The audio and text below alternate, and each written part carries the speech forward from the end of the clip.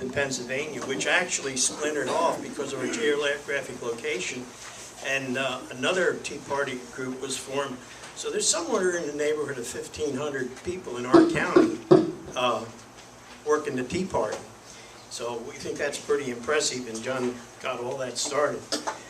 John's been a two-term legislator in Pennsylvania, and oh, that's that other Mike, I'm sorry. And he's also a past county chairman of the Republican Party. He's been an international traveler and just recently came back from the Far East. And he also recently moved to Port Charlotte. And like Ann and myself, we decided to retire here and become permanent residents. Part of my job tonight is to keep the peace and set the rules for John's talking. He gets going, and at the end of it, we have a small brochure for you, which I'll hand out at the end of the program. And sometime during the program, you'll notice that we have a clipboard, and if you want to become involved with the Immigration Coalition, you can sign up for that, or just want to avail yourself to the emails that we do. So it's my pleasure. I want to mention one more thing. We may be a member here in your group, but we're primarily the member of Taking Our Country Back in Englewood. And I guess we're members everywhere we go, we become a member. But anyway, we have a passion for what we do. We try to do it professionally, and we try to give you a good message. So without further ado, how about a hand for John Stahl?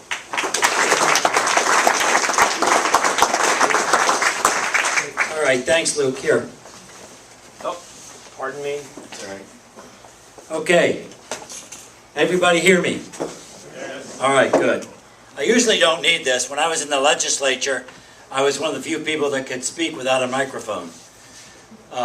Some people thought that was pretty cool, but most didn't. So, although I was Republican County Chairman at one time, I'm not much of a Republican today.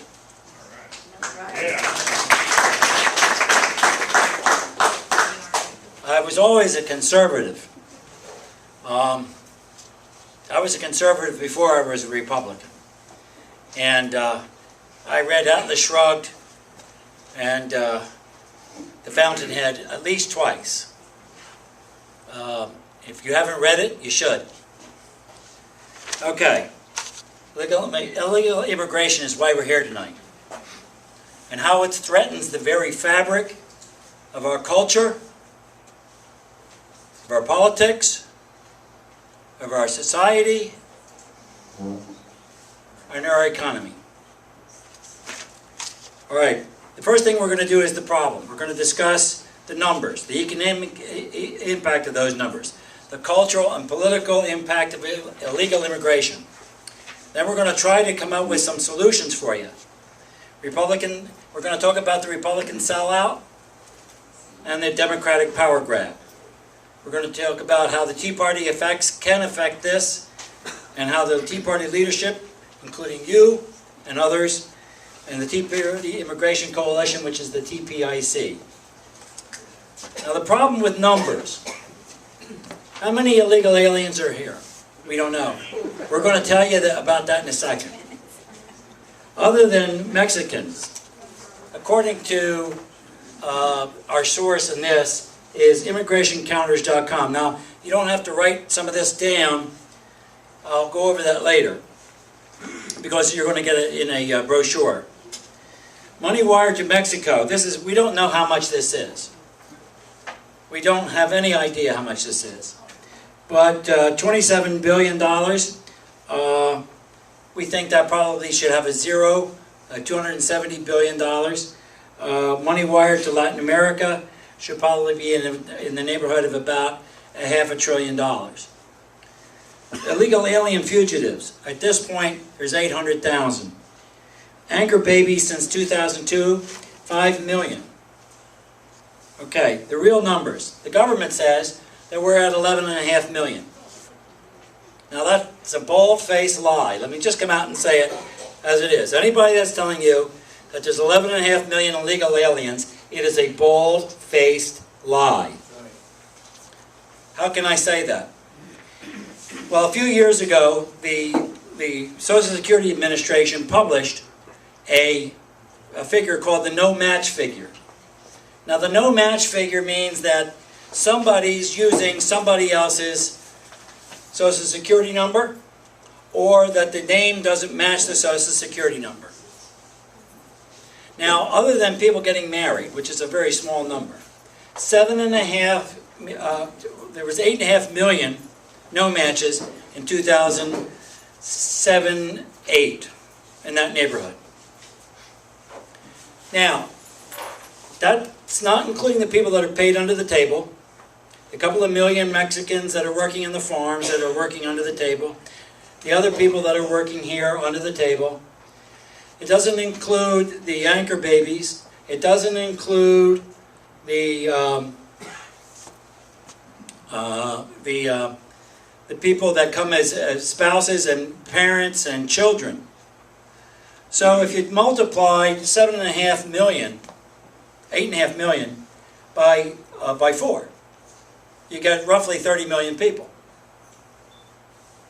And if you add to that the number of people who are not reporting at all in any kind of fashion, that's probably another 10 million. So the number quickly goes from 11.5 million to our estimate of 38 to 50 million. 38 to 50 million is our estimate. Now these numbers are very important. If it was only 11.5 million, what's that? That's nothing. 50 million, that's a big number. That's 15% of our population.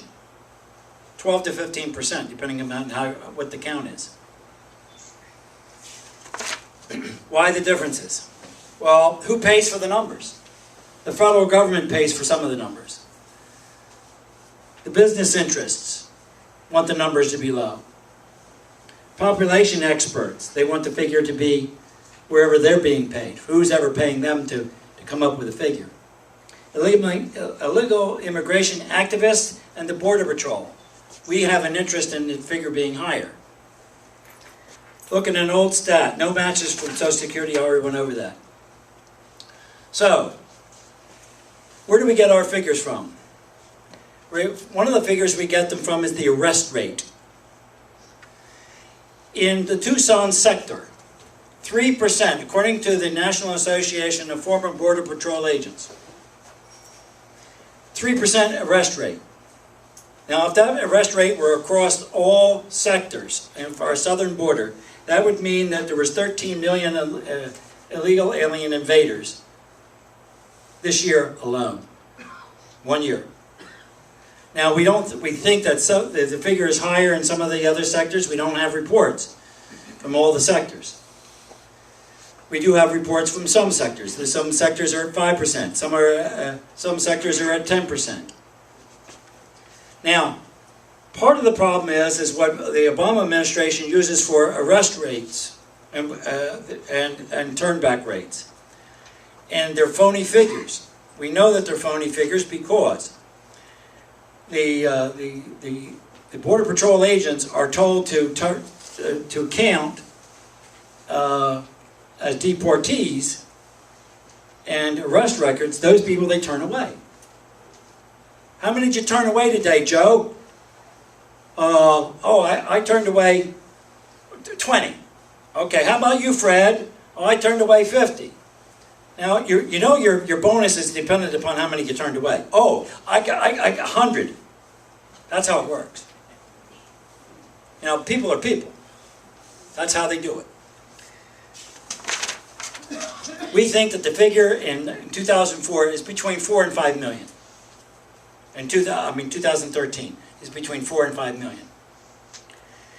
Illegal aliens steal your jobs. Well, judging by most of the people in here, your grandchildren's jobs. It's a small joke. It's a small joke. Not much of a joke. By the way, I'm going to tell you a joke here real quick. There was a German and a Japanese and an American doctor at a convention, and they were discussing which kind of people it was the easiest to operate upon. The German said, it is the German people, all their parts are numbered. They go together just by the way their parts are numbered. Japanese guy said, oh no, all parts are color-coded. They go together better that way. The American doctor says, oh, no, it's the American politician. There's only two moving parts, the mouth and the rectum. And they're interchangeable. Okay. Illegal aliens steal your jobs, your grandchildren's jobs. What are we talking about? When we talk about jobs, first of all, we get these figures from the Bureau of Labor Statistics. Now, these figures come from 2009. 22% working in food industry. You'd think that might be actually higher. And today's figure might be closer to 30%. Working in the food industry are illegal aliens. 34% in cleaning and maintenance jobs are done by illegal aliens. That's not so bad. We can maybe handle that. But here's the real numbers that should concern everyone. 25.5% nationwide in construction and extraction jobs are illegal aliens. These are jobs Americans want. These are jobs that Americans did and are still doing. 24% of factory and production jobs that just a few years ago were held by Americans. That people want and people do. It is a lie that illegal aliens are doing jobs that Americans won't do. That's right. That is a bold-faced lie, and I'm going to tell you where the lie comes from. You'll be surprised. The lie is perpetrated upon you. 4% of illegal aliens work in agriculture. Did you know that? Only 4% of illegal aliens work in agriculture. Where are the jobs taken? Now these are part of the 11.5 million figure. You can probably take 3 to 4 times that. You can see Florida has 587 million. I don't know if I got Michigan on here. Michigan, 82,000. Probably that figure is closer to, right now, to about 300,000 for Michigan. Any other states you want, let me know and I'll get you the information. The drain on our economy. According to the Congressional Budget Office, 52% of illegal alien families collect some form of welfare. Illegally. Illegally. But they're getting it. 52%. Now just think of that. You see, now that's according to the Congressional Budget Office of 2007. A more recent figure is the Center for Immigration Studies. 57% collect welfare, and in some states like Florida, Texas, and some other states is as high as 70%. Or more, and maybe in some by now. Illegal alien families take over $10,000 per family, more than they pay in taxes on average. Now, if you would consider for a moment that there's probably in the neighborhood of 15 million illegal alien families in the United States today, times 10,000. 27% of the inmates in federal prisons are illegal aliens, according to the Government Accounting Office. And this is a figure which it should be on the nightly news every day. Every day. More people are killed by illegal aliens annually than in all of the Iraq War. Every year, 9,000 Americans needlessly lose their lives due to the presence of an illegal alien, according to the Government Accounting Office. Half of those, roughly, a little more than half of those are murders. Not murder. A little more than half of those are things like drunk driving, and the others are outright murders. The age of sexual consent. I'm going to go away from this a sec, so that you understand. In Mexico and Guatemala, mostly in Mexico, the age of sexual consent is 12. In some states in Mexico, it's as little as 9, 8 or 9. Because if the first menstruation, the parent has the right to sell the services for a dowry, so to speak. And that's the reason why the rape of young girls in America by Mexican nationals is among the highest category of offense by illegal aliens. Cultural impact and political impact. How many of you have heard of NAFTA? How many of you think NAFTA is a good thing? Okay, it's a really bad thing. I'm going to tell you why. It's an overly broad treaty which allowed George Bush to go to Mexico and Canada and create the Security and Prosperity Partnership. That sounds nice, doesn't it? Security and Prosperity Partnership. What it does is it does away with the United States as we know it. It creates the North American Union. An international highway is being built as we speak from the Mexican border through Canada. Now, some of it's on hold because of the economy, but some of it's being built as we speak. There are a group of bureaucrats from all three countries getting together for the past 4 years to bring all of our regulations in agreement so that a North American Union can be created similar to the European Union. Now, for those of you who are Bilderberger specialists, let me just say to you, this is part of the Club of Rome plan to create a 10-zone world. One of the zones would be the North American Union. The other one is South America and Latin America, and the other, you can go look it up yourself. Part of the agreement is to have a porous border. How do I know that? Two presidents, Felipe Calderon and Vicente Fox, both said whenever we talked about seriously putting a fence up on our southern border, they talked about suing states, suing us, they raised holy hell, and they both said the following words: that's not our understanding of a porous border. So there's an unwritten agreement between the establishment and this SPP thing to not enforce immigration laws.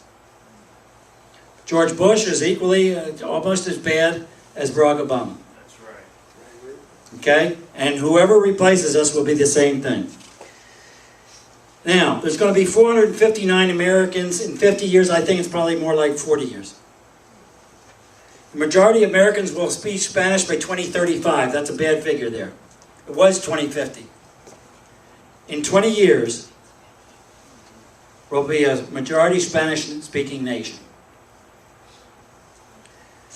Possible dissolution in the United States, I already went over some of that. In the North American Union, I went over that. Who are the political players? Well, the Republicans are number one. The Republican Party is the party of the proponents of illegal immigration. It's not what you think. The Republican Party is the party that was pushing for the North American Union. It is the Republican Party that came up with NAFTA. It wasn't Bill Clinton. It was George Bush, who was part of the Bilderbergers. Democratic power grab. The Democrats think that the Republicans are crazy because they know that they're going to get all the votes. Republicans Bush, Rubio, and Graham, Amnesty, and Boehner are pushing for amnesty because their owners are issuing the orders. And who are their owners? The U.S. Chamber of Commerce, number one. Every lawsuit against a state or local municipality was either initiated or joined by the Chamber of Commerce when states try to do something about their illegal alien problems. They were issued a defeat 2 years ago. The United States Supreme Court said that states and local governments can enact and enforce E-Verify legislation. I'll go over what E-Verify is in a moment. So that means that the E-Verify could be done by the state of Florida, or it could be done in Punta Gorda, or it could be done in Charlotte County. If they have if in those states they're allowed to do that. So, what did the Chamber of Commerce do? The Chamber of Commerce then went to Boehner and a former friend of ours. They were forced to introduce legislation within weeks of the Supreme Court ruling to take away from the states and municipalities the right to do anything legally against illegal aliens. That was House Bill 2885 last term. Obama has his own agenda, and his group has his own agenda. In addition to all of this, I think that they're trying to carve out another majority to create their own fascist government. Now, what happens if we do nothing? I'm going to come over here a second, and I'm going to point to, here's where we are right now. We're actually here. We're actually right about here. If I'm right about the numbers. Okay? Right about here is where we are. Now, this is where we're going to end up by 2050 if we do nothing. Actually, this figure could be up here if we do nothing, because the rate is increasing for the number of illegal aliens coming into the country. By the way, that study was done by Numbers USA. So what can we do? Where am I time-wise, Luke? Where are you? What am I time-wise here? You got 22 minutes in. Oh, okay, good. I'm good to go here. All right, so what can we do? I've laid out the problem. I've quickly gone through the problem. There's a lot more. I haven't touched about the problems with legal immigration. I'm going to just briefly mention legal immigration is a problem. Because what the Chamber wants to do is dupe you more by increasing the number of H-1B visas, H-2A visas. There's a whole panoply of types of visas. The H-1B visa was designed to bring into this country Filipino nurses. And there's a quota system. You're only allowed to have so many visas per year in this quota system. It was designed to bring in Filipino nurses because there was a demonstrated need that the nursing schools of America weren't going to produce enough nurses in order to fill the hospitals. It's still somewhat true. Well, Bill Gates and Silicon Valley figured out this is a good for us. So they also figured out, because they're smart, they're pretty smart guys, they're smarter than the guys that run the hospitals, obviously, they figured out how to cheat. And they actually conducted courses on how to cheat and how to lie about the demonstrated need for illegal aliens, the demonstrated need for H-1B visa type people. They're highly first of all, H-1B must be of a technical nature. It must be a demonstrated need. Okay? So they would lie about the fact that they couldn't find any Americans to fill these jobs. Well, I don't think that's true.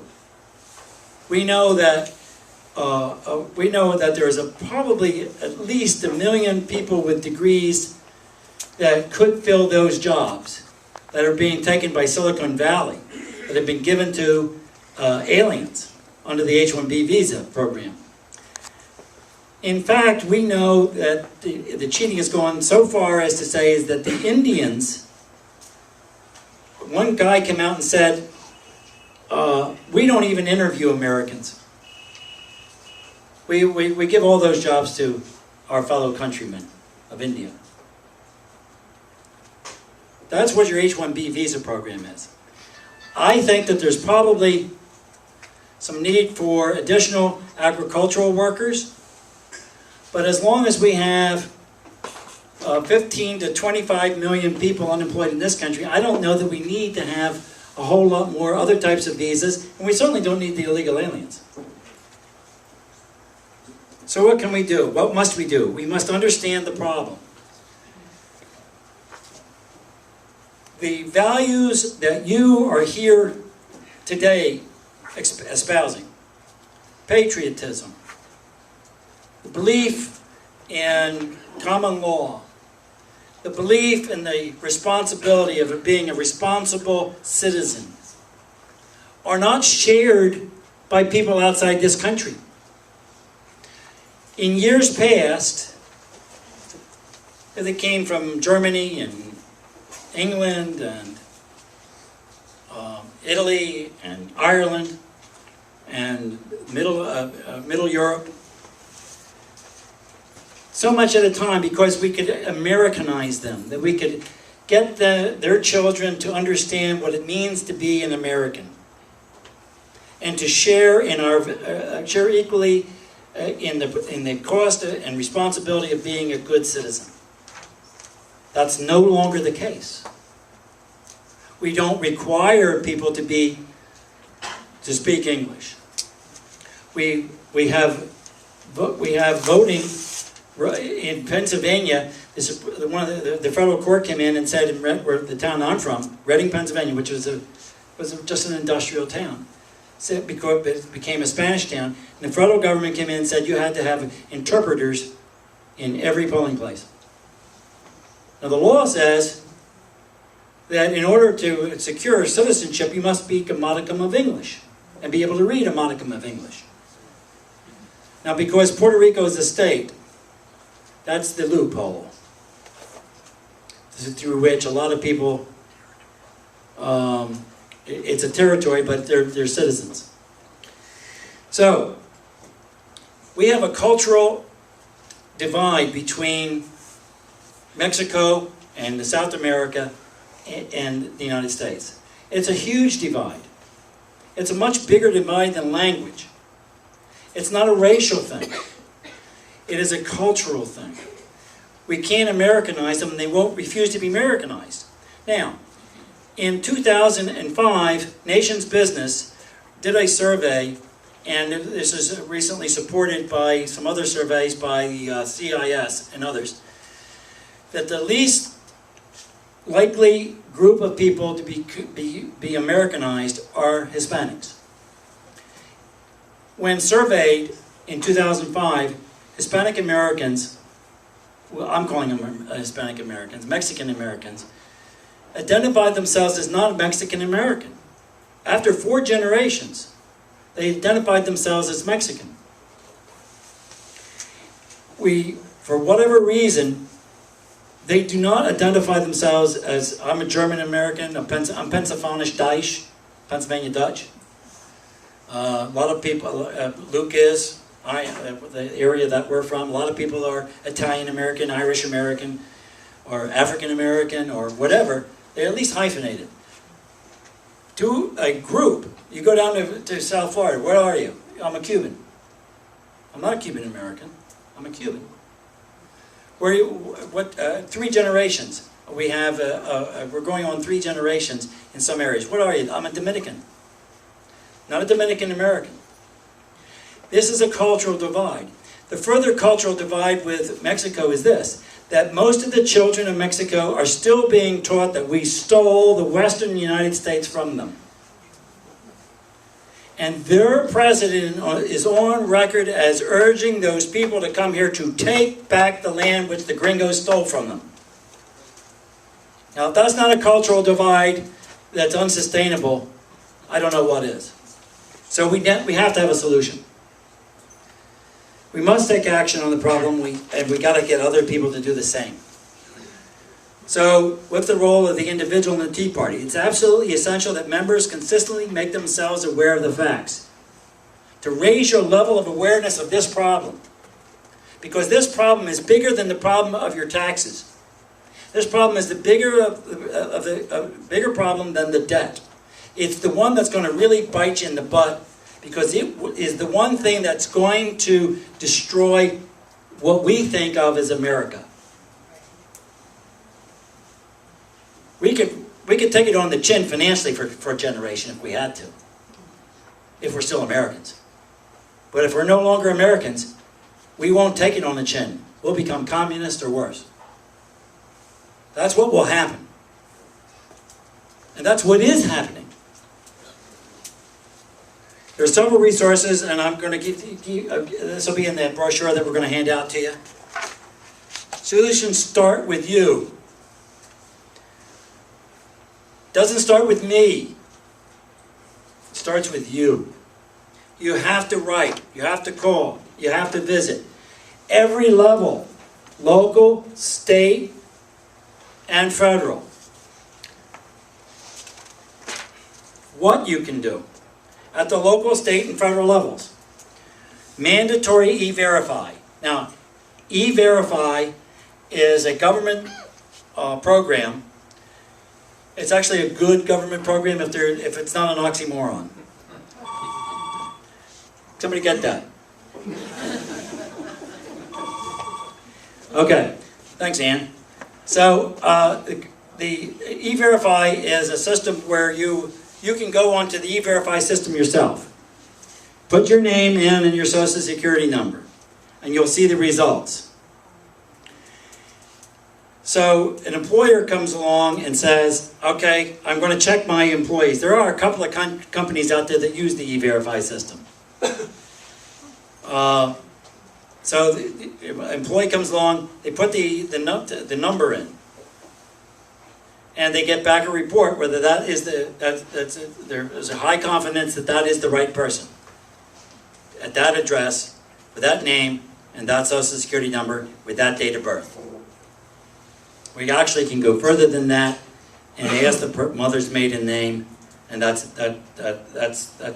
for sure. We can get that information. Now, businesses should have to do this. Government should have to do this. The welfare worker who's giving out the welfare. We have a friend of ours who worked in the Department of Welfare back in Pennsylvania. He would be fired for asking that question. He would be fired summarily, right off the bat. If he were to ask a welfare recipient, can you prove that you're an American citizen?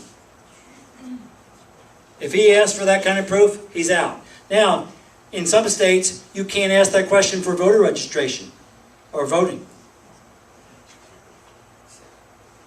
So, okay. Social Security. We should demand that Social Security use the E-Verify system. Now, criminal penalties for non-compliance. People should go to jail if they don't use the system. They should at least pay heavy fines. Heavy fines. People should be dismissed from their jobs if they fail to do that in the government sector. Why do I say this? Because without criminal penalties, nothing will happen. It's our experience. We have some good laws in the books today. Okay? But nobody uses them. Question every politician running for every office. Will they support mandatory E-Verify? There's a couple of other questions that we think that they ought to be involved with as well.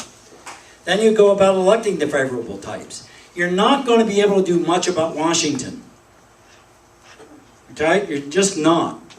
But you're going to have a lot more effect doing something with the county commissioner, mayor, councilman, state legislators.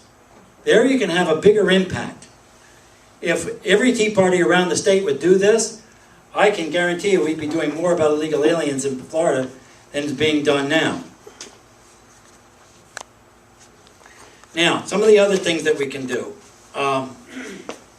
Promote strongly. We must fight vigorously, in addition for that, English as the primary language, or the only official language.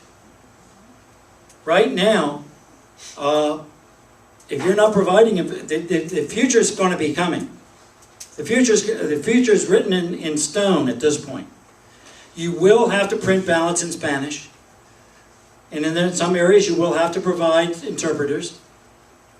And we know for a fact, well, I can't prove it, put it this way. I know it, I think it's a fact, but I can't make it a fact that will stand the scrutiny. But we know that the last election, that at least several million illegal aliens voted. We know that. The replacements for ACORN were out there registering people in every state. And they didn't care if you were this big, whether you were white, purple, horns growing out of your head. They didn't care. They registered everybody, and they registered some of them 15 times. Okay? They also give them free Obama phones. And they outsmarted us, they outcheated us, and they outworked us. That's how they won in 2016, and that's how they're going to win again. Because they're going to outcheat us, they're going to outsmart us, and they're going to outwork us. Unless we all get very active. All sheriff's departments to legally resist federal intrusion. Do you know your sheriff has the right to demand that a federal agent leave? I can tell you that we had after taking our country back, we had the Charlotte County and Sarasota County sheriffs there, and to say the least, I was greatly disappointed. That's right. They're not patriots. No, they're not.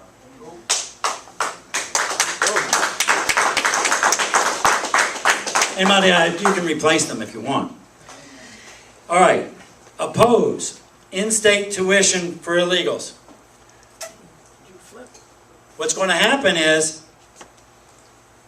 okay, in-state tuition for illegals, driver's licenses, welfare, voting rights for illegals, any benefit that keeps them here. In California, the handwriting, this is the handwriting in the wrong, California and Maryland. California gave them the driver's licenses, they gave them the right to vote in some of the states, they gave them, in California, they can serve in juries, they can be lawyers, illegal aliens. Okay? They have no legal right to be here, and they have the right to sit in your trial. If somebody accused you of something, what do you think the chances are of an illegal alien finding you not guilty? Not much. Tea Party leadership. We need every group to have an immigration committee. How many people here would serve on an immigration committee? Okay, good. There you go. Write it down. All right, what will the committee do? One of the things that we need to do, we need to go to the Chamber of Commerce and complain. We need to go to the state legislator's office or the congressional offices and protest. One of the greatest things that we're doing right now in Maryland and some of the other states, we have overpass projects where we have banners out there, banners that people are holding up. We have registration drives, again, in areas that we think we can make a difference. We have people that show up and make a general pain in the rear end of themselves to a lot of the politicians. Organized protest groups. You can also go to where, in construction projects, where every worker there is probably an illegal alien. You can find them, they're easy to find. The Chamber of Commerce offices. Trust me, the Chamber of Commerce is your enemy. I haven't even gone into the trade policy, how that screws the average American. Spread the other word to other Tea Party groups. Now, we also have some other things that we're doing. We support the National Day of Remembrance. We started that with Congressman Steve King. We were at a press conference with Congressman Wally Jones of North Carolina and Steve King of Iowa. And we had the press releases all there. We had all kinds of dignitaries, including my humble self. And the press was there, and then they packed up and left. They were there and didn't cover us. Because the media are controlled by I hate to say this, but I think they're controlled by the Bilderbergers. We must oppose any form of amnesty or any path to citizenship, because it'll end up being amnesty. What Obama's doing now is perfectly illegal. What he's doing now with his administrative amnesty is an illegal act. Nobody's calling him on it yet. We will continue to provide national leadership. Now this is one of the things that we're doing. We're also doing the thing for the Stolen Lives Quilt, and they're called the Remembrance Project. So if you want to have more information about that, you'll send us an email. Now, I'm going to go to and talk about successes that Tea Partiers have had and will continue to have. And you can do this. We would not be having this conversation today if it weren't for people like you and me and the people on your board here. We have been in the past very successful. How many people, Luke? Picture. That one. Okay, Yeah. I'll get it. Sorry, I fell down the job, John. All right. How many people were here? Anybody? Okay. Well, what was that like? It was awesome. Hey, we took 500. I took 500 down. Of course, Pennsylvania's not that far. Yeah. Somebody had their hand up in the back over here. Who? You went. Yeah. How was it? I went. It was fabulous. I'll never forget it. Right. It was a day that America changed. Hopefully for the better. It isn't done yet. We would not be standing here today if we hadn't been here. And we went down again for the Glenn Beck thing a year later. Ann and Luke helped me to put that together. Ann and Luke helped me put this together. You have people, you have other Anns and Lukes in this organization here. Together, working collectively, we have made a difference. And we continue to make a difference. But we must be working a little harder than we're working right now. Because I'm 69. And I don't know how many people are within 5 years of my age in here tonight, but I would say it's probably a majority. We need more like that young fellow in the back over there, and some of the young people up here. Okay? We need more of those people in the Tea Party meeting. I would say there's probably more young people here at this meeting than in some of the meetings I've had, as a percentage. So I want to end up saying thank you very much. I've enjoyed being here tonight. And how much time do I have for questions? It's up to the audience. Okay. Any questions? I'd like to know if we had the sheriff, if we did have the sheriff come for a meeting, what should we ask them? To find out whether they are dangerous or not. Okay, one of the questions I asked the sheriffs was this. In the event that the United Nations passes the Small Arms Treaty, and the United States becomes a signatory of it, either by interpretation or by action of the Senate, and the former is a distinct possibility, whether they would continue to support our right to bear arms.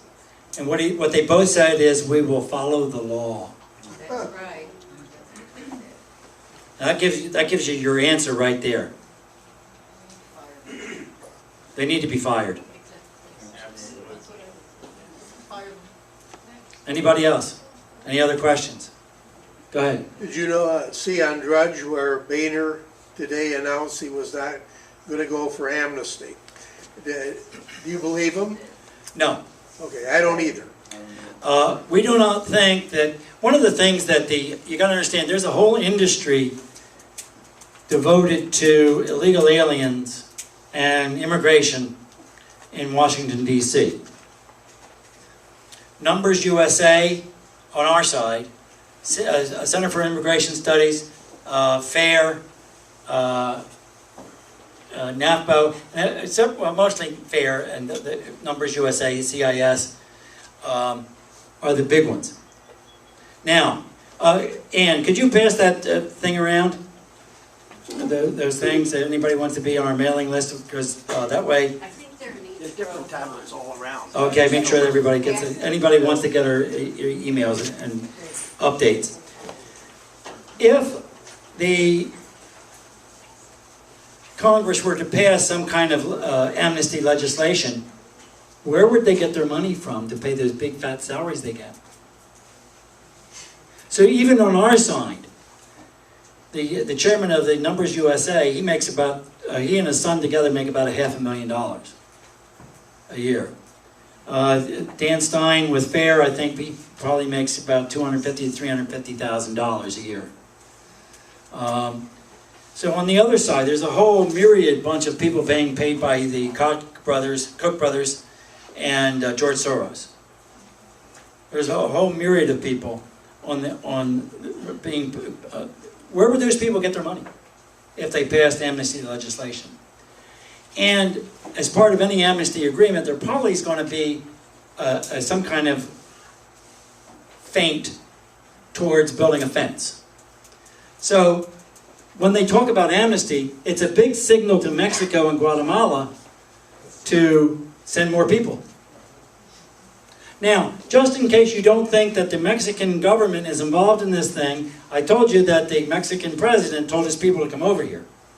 They provide an interactive website to show people that's hooked up to a GPS system to show people how better to and where the easiest is to come across.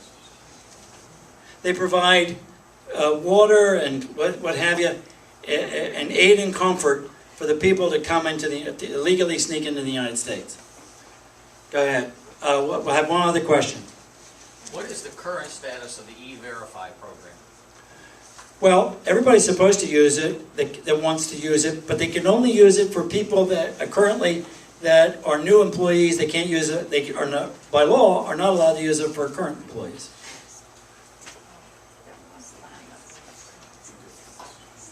I'll take one more. Yeah. Well, I just have a comment to you. I'd like to thank you for telling the truth.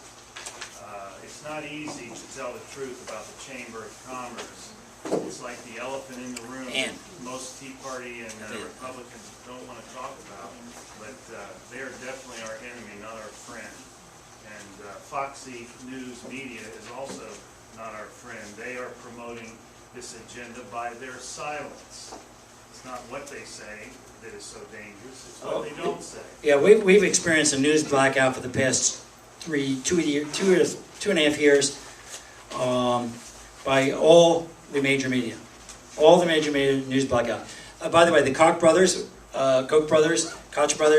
however you pronounce it, they're funding groups to take over the Tea Parties. Just so that you know, they actually have people being paid to infiltrate Tea Parties around the country to prevent them from being a thorn in the Republicans' butt. Let's be a thorn. Right. It happened 4 years ago in the state of Ohio. Yeah, there you go. Well, thank you all for having me here tonight. I enjoyed it. If you want to stick around and ask me questions afterwards, please pick up a brochure on the way out. Just want to make a quick comment.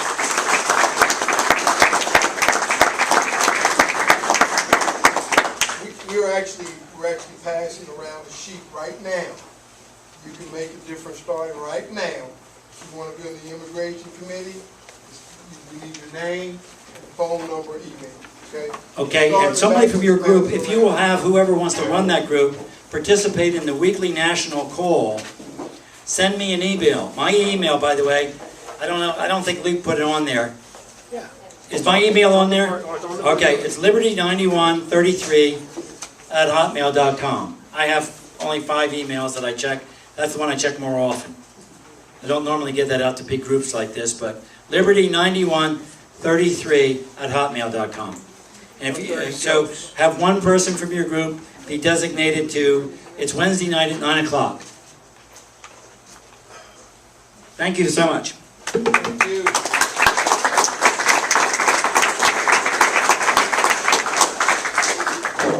Well, it was a very fascinating discussion, a very important discussion. I've always thought that immigration was part of the New World Order. It's one of the 3 legs of the New World Order: immigration, economics, and NATO. So incredibly important.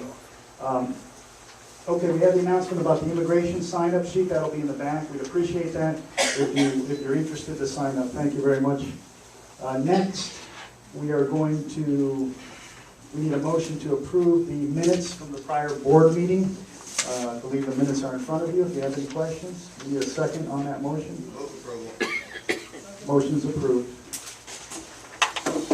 Next, Paula, our new treasurer, used to sing Bill to that. She's going to give us the report. Just very quickly, we started out the month with $2,119.71. We deposited $149. All of that was from last month's meeting. We spent $340. $150 of that was the donation to the American Patriot News, and $190 was for our March meeting at Bayfront, and we'll get $40 of that back. Okay, we'll have a motion on the floor to approve the treasurer's report. Second? Second. Okay, so moved. We're into old business now. Paul is going to give an update on the meeting location change. Well, obviously this room's getting kind of small. The group's getting bigger. That's a good thing.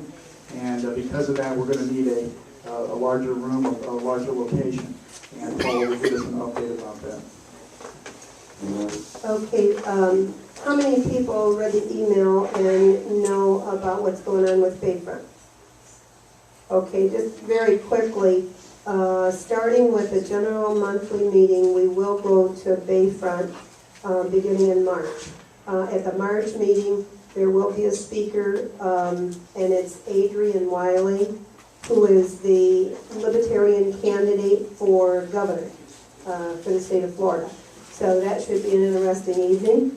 And then our regular monthly meetings will be held there. And we still have 3 paid nights out here, and we're going to use those for either candidate sessions or speaker sessions, so we don't have the general meeting runs